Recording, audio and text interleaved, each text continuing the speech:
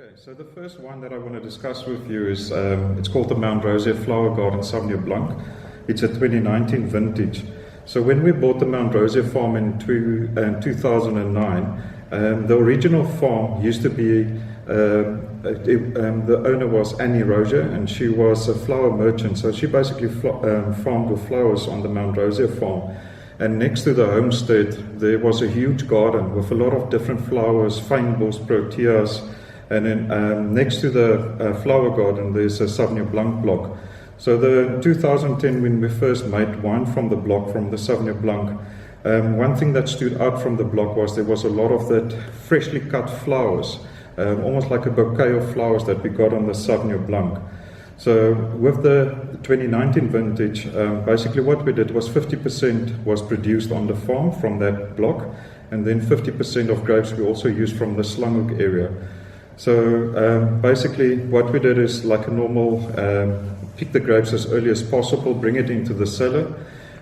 We only destem the grapes, and then we do about a 4 to 5 hour skin contact in the press before we will press the juice of the grapes. And then we won't press it too hard, so we will press it under 1 bar.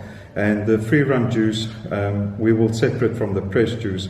So that juice will then basically settle for about 72 hours before we'll rack it off the fine lees. And then we will inoculate it with a very aromatic yeast to give a lot of flavor to the Sauvignon Blanc profile. So you can see already in the color of the wine, it's got quite a yellow straw pale color, but there's also undertones of greenness, of green tint to the wine. And if you smell the wine, I immediately get some flavors of, there's some undertones of citrus, there's some pear drops that I'm getting from the wine, and almost like a yellow apple flavor that I'm getting. And then at the end of that's lingering in a glass is that nice flower bouquet that you're also getting from the wine, that's making it very interesting in the glass.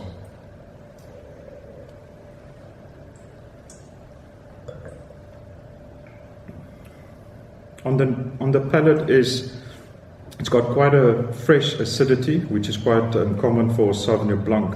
And the acidity is there also just to freshen up the wine.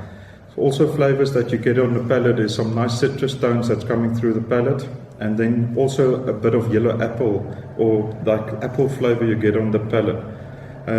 It's a really easy drinking style of Sauvignon Blanc, but with a nice fresh acidity and well balanced wine.